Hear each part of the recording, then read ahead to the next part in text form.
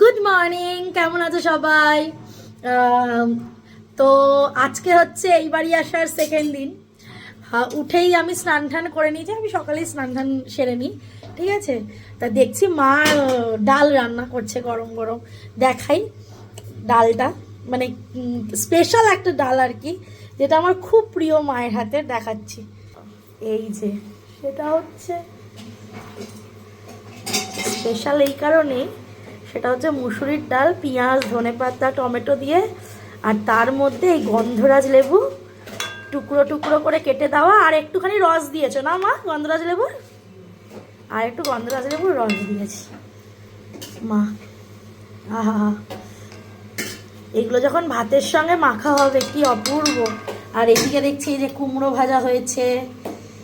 আর তোমরা তো জানোই যে আমার মা নিজে একটা হোম ডেলিভারি এবং ক্যাটারিং দুটোই চালায়, ওটা আমার মায়ের নিজস্ব, ঠিক আছে।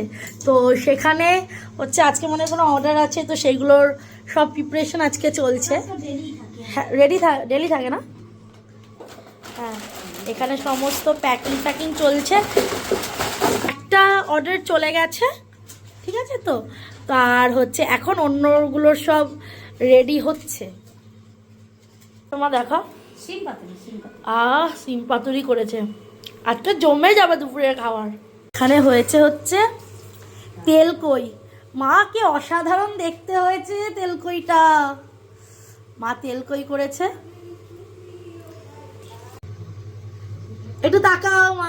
তাকালাম এই এখানে মা খুব ব্যস্ত, মাকে আমি আর করবো না, ডিস্টার্ব করবো না।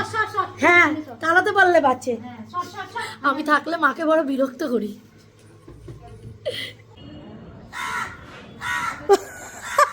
ফটো তুলছে, দেখো ফটো তুলছে, দেখেছো?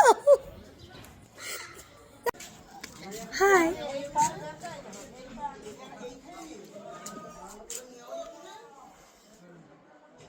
আচ্ছা, তোমরা একবার দেখবে রান্নাঘরের অবস্থা। সবসময় ভালো জিনিস কেন দেখবে, অগোছালো জিনিসও দেখতে হবে। রান্নাঘরের অবস্থা ঠিক কি হয় এই টাইমটায়, এই কান্না পায় না দেখলে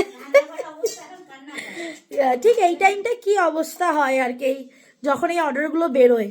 আমি দেখাচ্ছি, এই হচ্ছে পুরো রান্নাঘরটার অবস্থা। পুরো সাজানো গোছানো সব রান্নাঘরগুলোর এই অবস্থা থাকে। তাও তো আসলটা বেরিয়ে গেছে না মা, আসল অর্ডারটা বেরিয়ে গেছে, বড়টা বেরিয়ে গেছে। আবার এখানে আবার মা করেছে হচ্ছে রসবড়া, আমাদের বাড়ির জন্য পাঠিয়েছিল, তা কিছুটা আছে, সেটাই আমি আবার দেখাচ্ছি। এই যে